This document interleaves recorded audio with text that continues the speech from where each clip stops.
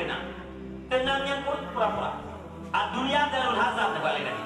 Negeri dunia ini adalah negeri yang penuh dengan kegundahan. Tidak ada kesenangan dalam dunia, tapi ini negeri gundah.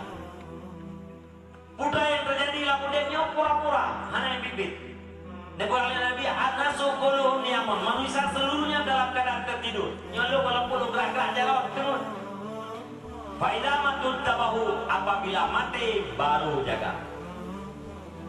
Kita yang udah nyok ibarat kulit timun. Hana tatu kuah yang sebenarnya.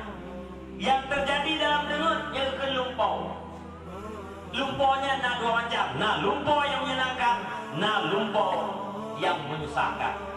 Senang dalam lumpau, pura-pura berakhir dengan jaga. Susah dalam lumpau, pura-pura berakhir dengan jaga.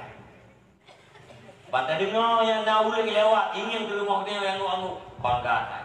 Cukup senang gak puas dia penuh lumpau.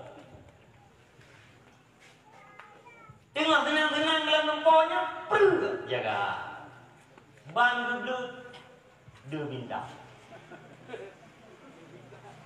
Gengiang sampai dia berdiri.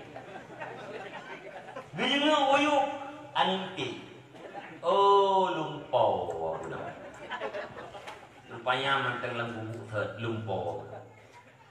Ada yang lumpaunya tenang, abeh tenang, apa luar abeh sedikit. Ada lumpau yang kau kakak abeh tenang. Yang tenang dalam lumpaunya bibit, pura-pura. Badan berakhir apa yang pura-pura lumpau dengan jaga. Kamu juga untuk hari bila. Untuk hari bila mending dengan lumpau. Menanti sebalik ini penderitaan dalam lumpau pura-pura. Tiga orang kaya gelumpoi rampok. Purmoh lukai ibu mati, anak kai mati, benang kai kuat mandum lampang yang berharga kabejo. Ganyan kai kat jarau itu. Ibu duk pedeng lah pada kuat. Gugur le orang kaya yang baik kapok lu macam kapok awak inang anak miak kaku harta kacau pada mandum rumah-rumahnya kacau kak. Asai lu baik kapok macam. Itu le perampok. Drod bupa be. Duduk pun dia pada kuat. Ikut nyok hitungan ketiga buncuk putus. Itu yang tukang pukul beres. Satu. Itu kayak pek kapok ku kacok yang benar. Dua. Pek kapok mati lu kacok yang benar gede.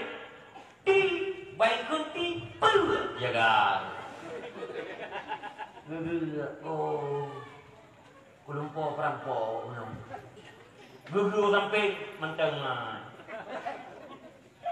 Rupanya lumpau. Dumna susah lah lumpau, abis susah. Nyabibit susahnya pura-pura. Badan abis yang pura-puranya dengan jaga.